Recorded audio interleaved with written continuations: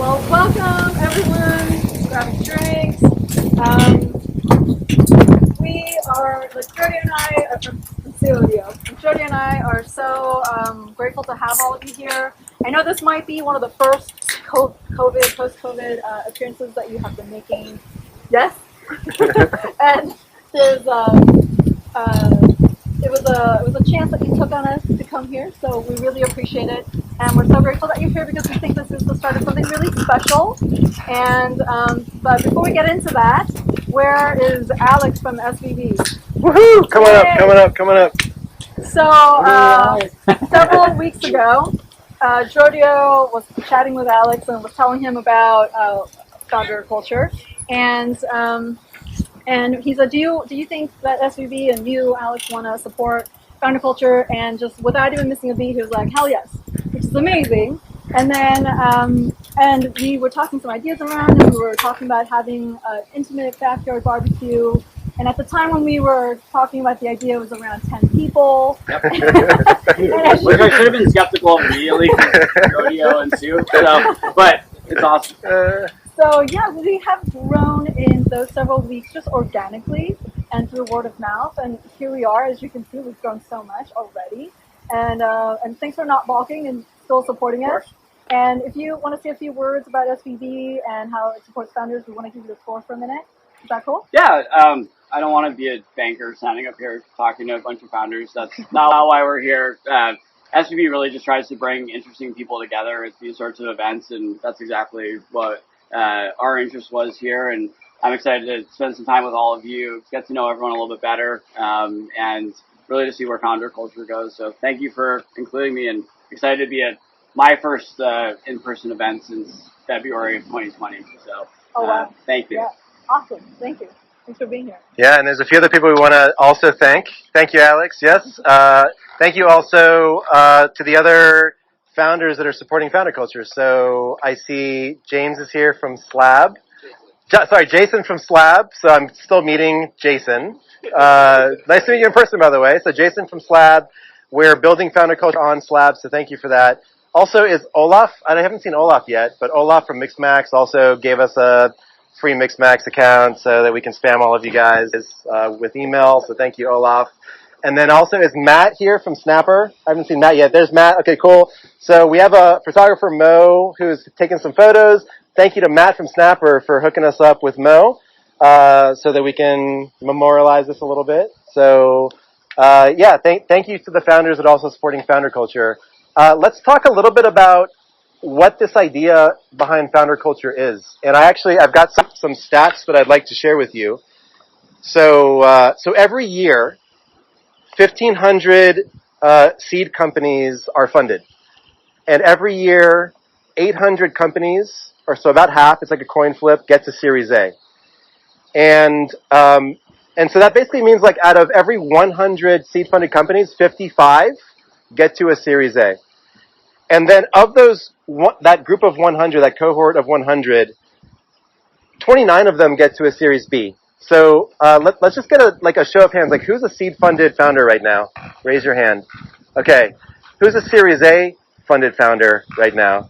Okay, so that's the coin flip. Who's a Series B funded founder? Okay. So 29 of those 100 get to Series B. 19 of those 100 get to Series C. So who's a Series C funded founder? And only half of those 100, so 1 out of 200, get to $1 billion post-money valuation. So who has gotten to $1 billion post-money valuation? Okay, John. Congratulations. Right? So it takes 200 seed companies to get to one Senbird. And we think that's a little bit crazy. We think it's a little bit crazy that only 1 out of 200 founders is going to get to a unicorn status and really to create the kind of value in the world that we know that we can all create. We all have the capacity inside us to build those kinds of incredible companies. So like, what's stopping 199 out of every 200 founders from getting to Senbird's place? And what we believe to be true is that there's a lot of knowledge that's inside the heads of those scaling founders, of John, of me, of Oleg, of Jeff, of others that are scaling, of Clint. And if we can find a more effective way to get the knowledge out of our heads and into the heads of all of you who are seed and Series A founders. We think it can be more than 1 out of 200.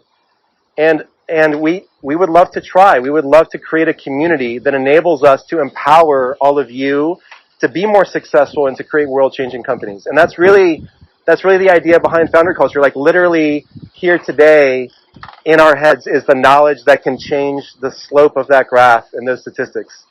And so let's talk a little bit about what we think that means and how we'd like to do it.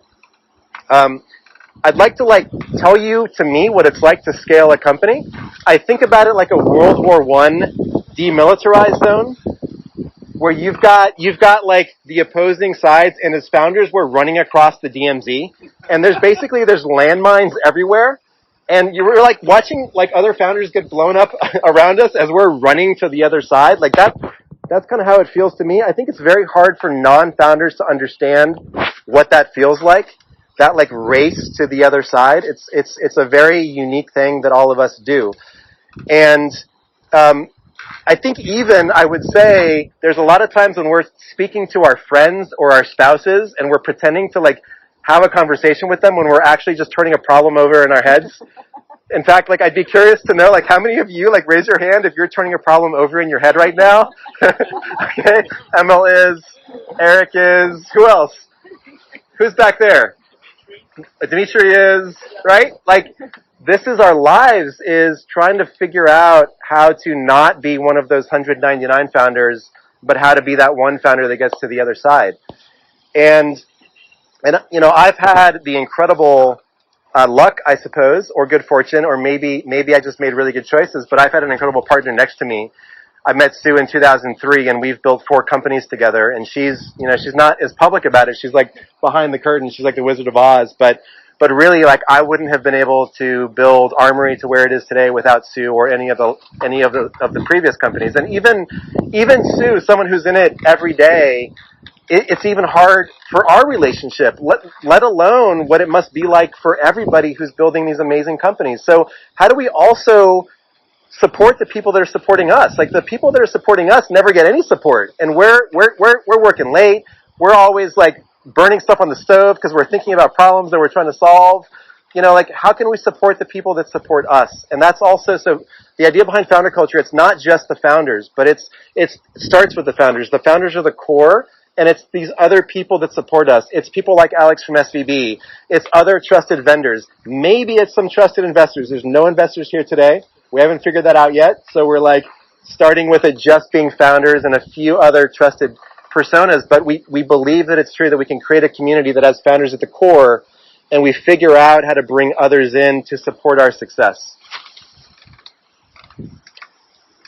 Actually, I'll tell you a quick story about SVB and why I'm so loyal to SVB. I came to the Valley, Sue and I came in 2010, so 11 years ago. I didn't know anybody. And it was Shai Goldman, some of you might know Shai from SVB, that took a meeting with me and like introduced me to a bunch of VCs when I didn't know anybody on Sand Hill Road. So just thank you, Alex, and I'll have to tell Shai as well. You know, I really appreciate that support. It really means a lot. All right, so for those of you that are seed stage, I also want to tell you a quick story about the company that when we came to the Valley, we funded. It was called AppMaker. It was like a do-it-yourself app creation platform. And there's this guy, Brendan Baker, who's now a VC at Ridge Ventures, that did his Oxford thesis on how hard it was to raise $1 million for AppMaker. So it's called Anatomy of a Seed, and he did this whole thesis on it. I give him access to like all of my calls, all of my emails, and so he told me, because I didn't even want to think about it, he's like, you met with 144 angels and VCs, you got 130 rejections, and you got 14 commitments just to raise $1 million. And so we've raised $83 million for Armory. It was a lot easier than raising $1 million for AppMaker. And so for those of you who are earlier stage, it's hard, and we can support each other to make it easier. I know that to be a fact, because I wish that I had had access to John and Oleg and Clint and others back when I was raising $1 million myself. Okay, so what is FounderCulture about? The true answer is that we're going to figure it out together. We have some ideas, but it's really going to be up to all of us to decide.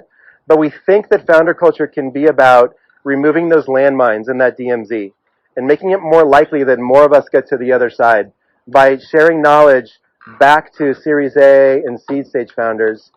Maybe also sharing knowledge to our executive teams. So on Discord, we were talking about including our execs.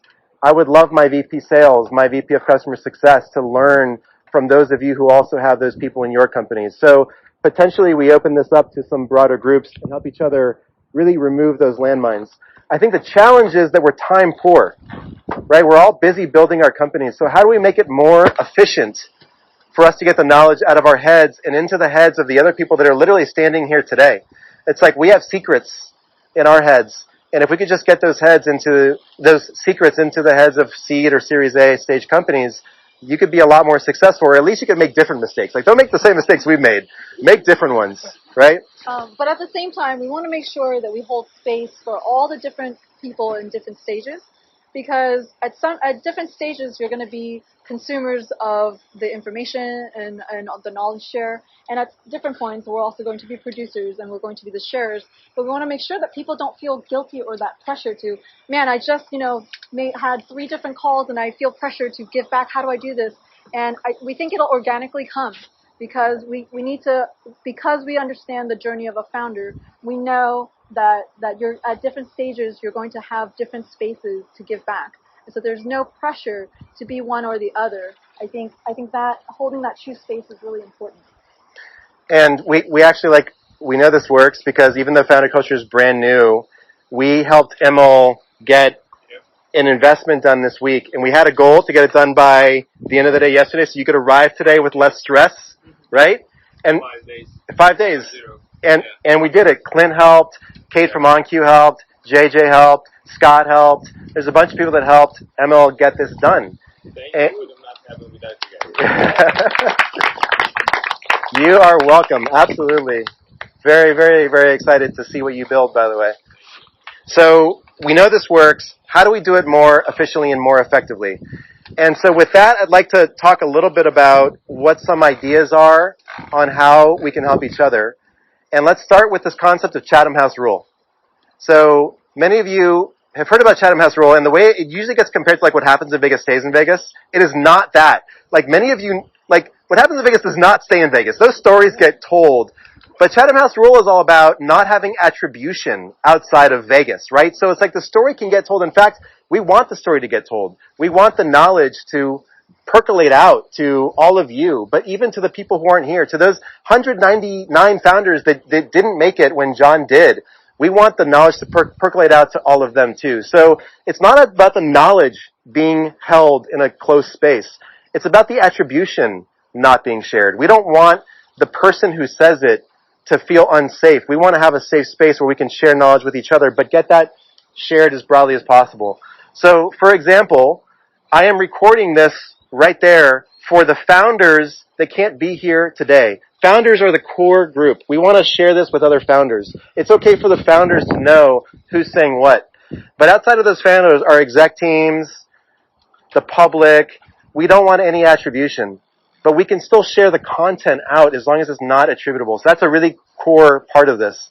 So with that, I want to tell you a story about someone who changed my life, Oleg. We were at the YC offsites. This is the YC scaling group. We were at an offsite in Healdsburg. And I was asking Oleg 1,000 questions. And there's our 2-year-old. And Oleg was like, you got to download Otter. And I was like, what's Otter? And he's like, Otter is the thing that I use to share knowledge with people in my company and people that I care about. And so I downloaded Otter. And Otter's just been incredible. I use Otter, this recording tool, to give feedback to my employees. So when they do something, I'll make a quick Otter and I can turn it into a URL, kind of like Cloud App. Shout out to Scott, another tool that I use all the time. Right? But I can use Otter to share knowledge much, much more efficiently. So I'd like to ask all of you to pull out your phones. And we're all going to try this out. We're going to try installing Otter. So just grab Otter from the App Store. I have it already. Dal, my brother-in-law, has already got it because as a family, all of us are using it now. So grab Otter, and we're going to try doing something. We're going to try creating some audio for all the founders that are not yet in FounderCulture. And so the thing that we're going to record for them is just a really quick introduction of yourself. Like, what do you want these founders who don't yet exist in FounderCulture to know about you? Imagine that they're learning about you for the first time. So just hold your phone up once you've got it installed.